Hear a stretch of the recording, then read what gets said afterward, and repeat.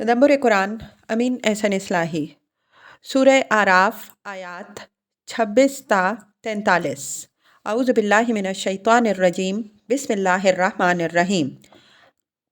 क़ालू उद्ख़ुलू फ़ी उममिन क़द ख़लत मिन क़ब्लिकुम मिनल जिन्नि वल इंसि फ़िन्नार कुल्लमा दख़लत उम्मतुन लअनत उख़्तहा हत्ता इज़ा दारकू फ़ीहा जमीअन क़ालत उख़राहुम लिऊलाहुम रब्बना हाउलाइ अदल्लुना फ़आतिहिम अज़ाबन दिअफ़म मिनन्नार क़ाला लिकुल्लि दिअफ़ुम वलाकिन ला तालमून वक़ालत ऊलाहुम लिउख़राहुम फ़मा कान लकुम अलैना मिन फ़द्ल फ़ज़ूक़ुल अज़ाब बिमा कुन्तुम तक्सिबून इन्नल्लज़ीना कज़्ज़बू बिआयातिना वस्तकबरू अन्हा ला तुफ़त्तहु लहुम अबवाबुस समाइ वला यदख़ुलूनल जन्नता हत्ता यलिजल जमलु फ़ी सम्मिल ख़ियात वकज़ालिक नजज़िल मुजरिमीन लहुम मिन जहन्नम मिहादुन व मिन फ़ौक़िहिम ग़वाश वकज़ालिक नजज़िज़ ज़ालिमीन।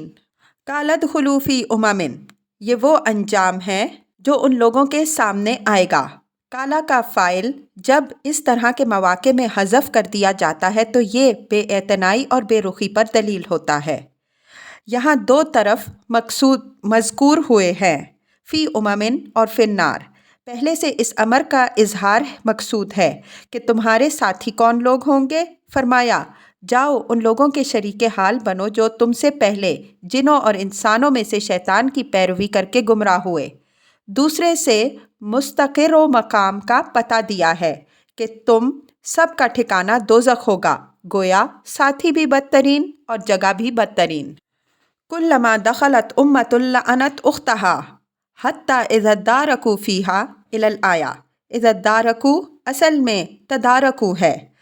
अरबी में अल्फाज की हैयत में बाज़ औक़ात इस तरह की तब्दीली आ जाती है। तदारुकुल कौम के माना है कौम के पिछले अगलों से जा मिले।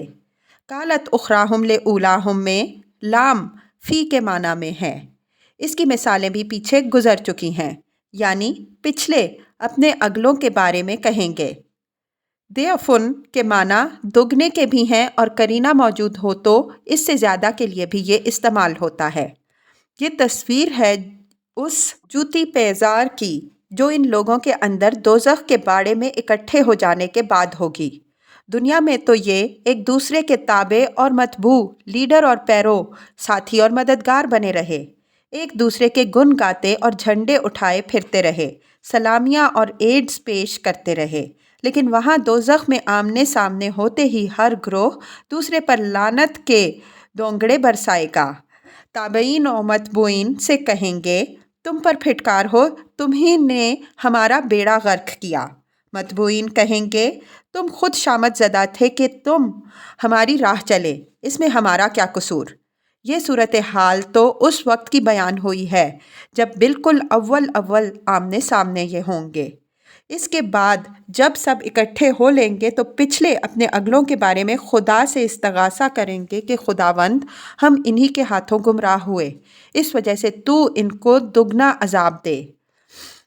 इरशाद होगा, लिकुल्लिन दिअफ़ुम वलाकिन ला तालमून, तुम में से हर एक के लिए यानी अगलों और पिछलों दोनों ही के लिए दुगना अजाब है, लेकिन तुम जानते नहीं।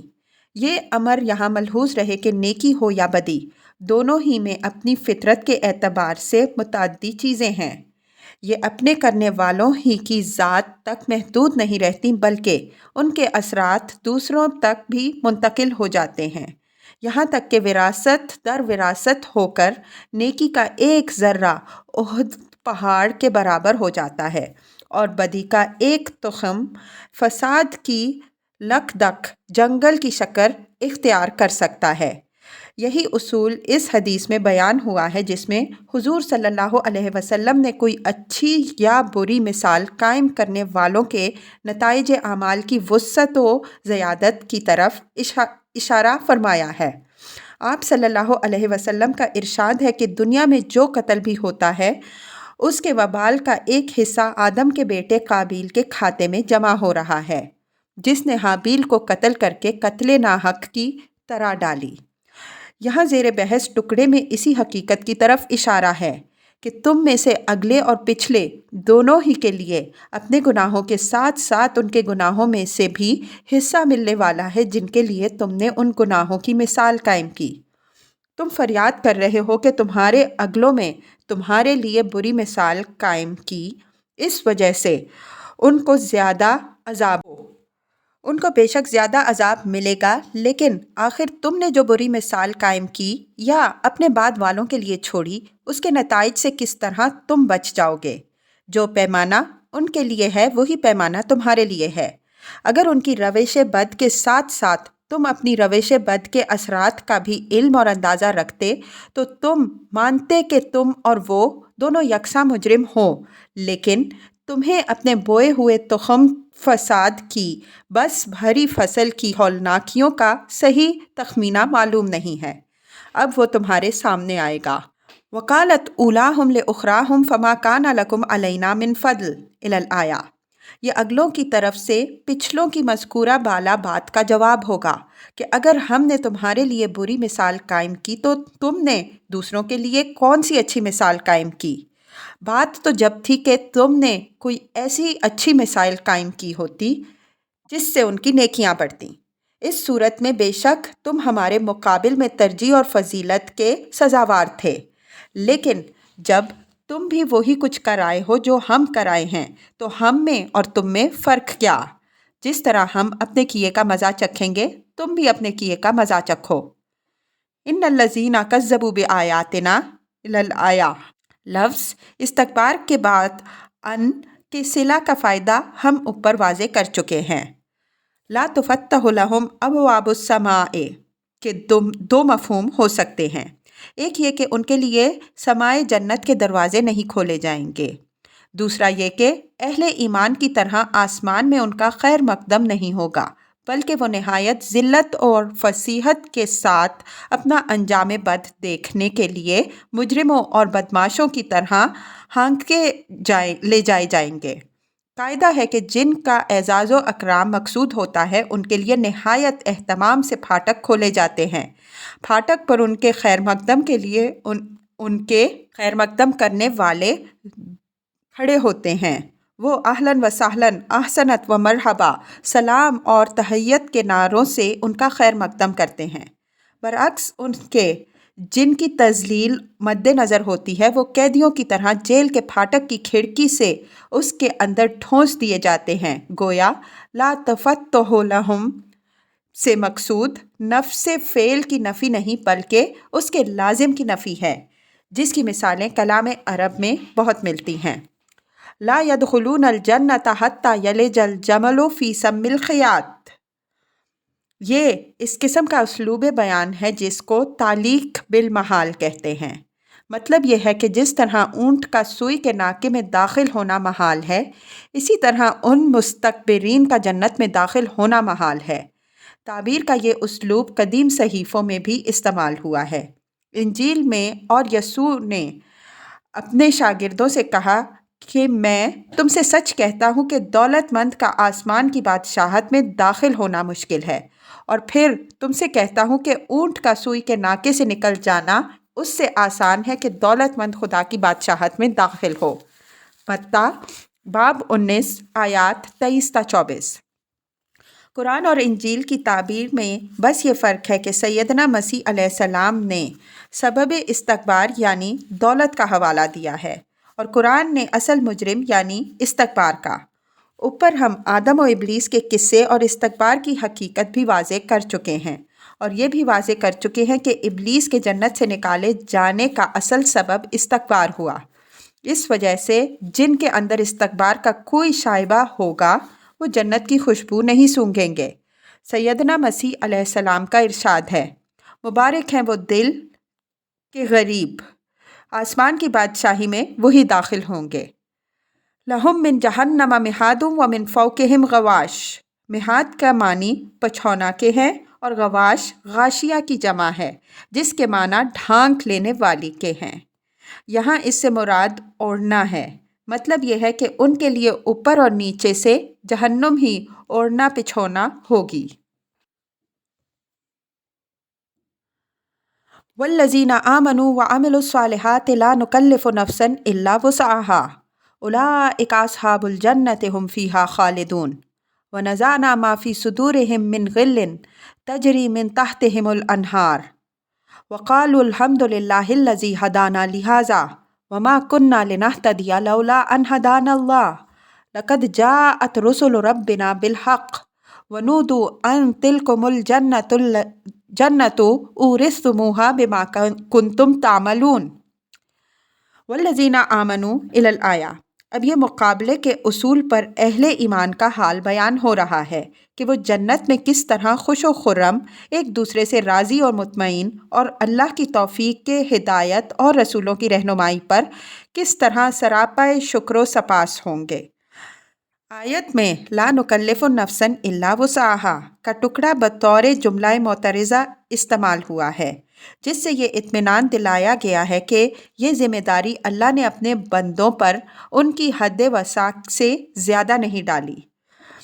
कोई ये ना समझे कि ये ऐसा बोझ है जो उठाया नहीं जा सकता। ये ज़िम्मेदारी बस उसी हद तक है जिस हद तक बंदों के इम्कान में है।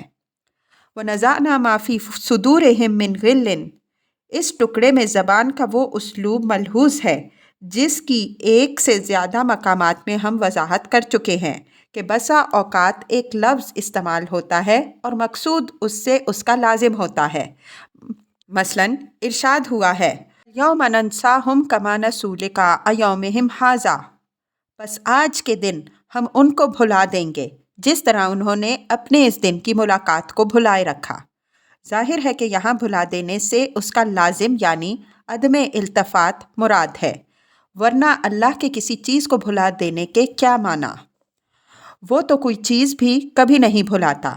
इसी तरह फरमाया फ़ज़्कुरूनी अज़्कुरुकुम, बस तुम मुझे याद रखो मैं तुम्हें याद रखूँगा।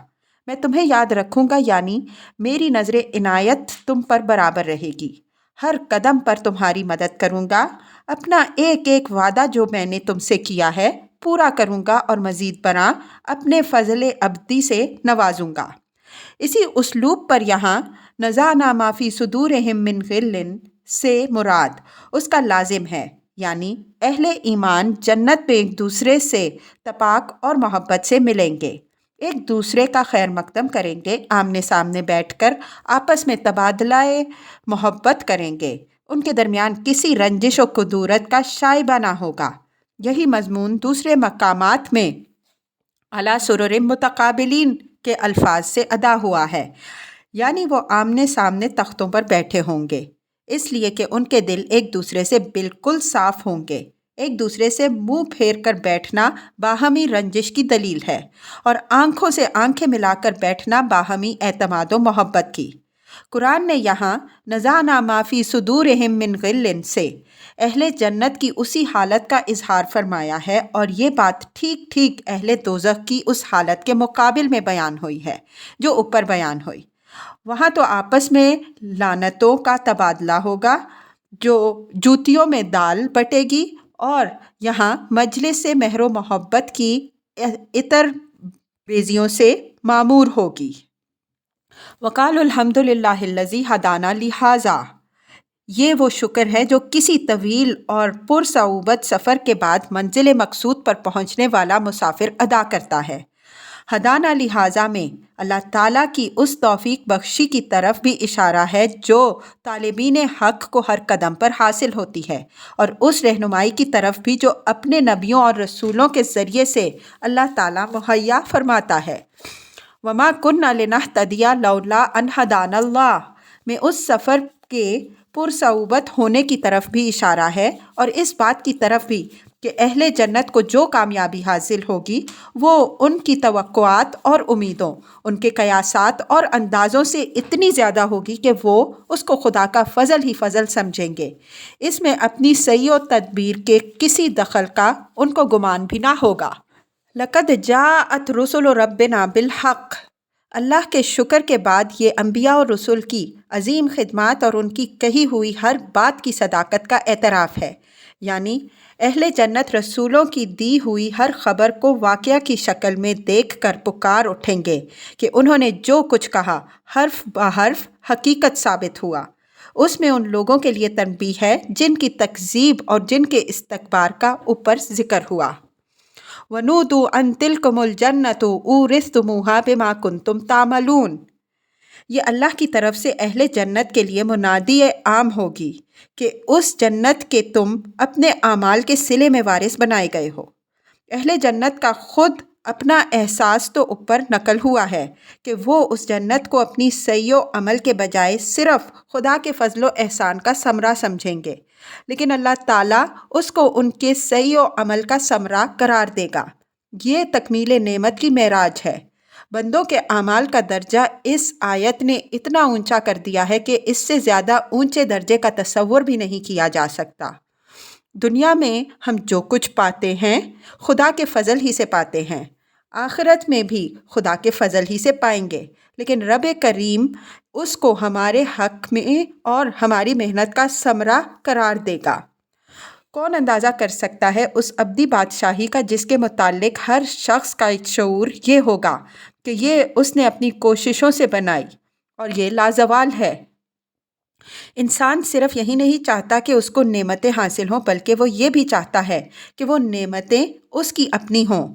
اس احساس کے بغیر وہ کسی نعمت کا صحیح لطف نہیں اٹھا سکتا۔ اللہ تعالیٰ جنت میں اس کی فطرت کا یہ تقاضا بھی پورا کر دے گا۔ اس آیت میں وراثت کا جو لفظ استعمال ہوا ہے اس میں ایک لطیف تلمیح ہے اس ماجرے کی طرف جو اوپر آدم علیہ السلام کے جنت سے نکالے جانے کا مذکور ہوا ہے۔ وہاں یہ ارشاد موجود ہے کہ اولاد آدم علیہ السلام میں سے وہی لوگ اپنے باپ کی اس جنت کے وارث ٹھہریں گے جو شیطان کی تمام فتنہ آرائیوں کے علی الرغم ایمان و عمل صالح کی صراط مستقیم پر قائم رہیں گے۔ یہاں اورثتموہا کا لفظ استعمال کر کے گویا شاباش دے دی کہ بے شک تم نے بازی جیت لی اور اب تم حقدار ہو کہ تم اس جنت کے وارث بنائے جاؤ۔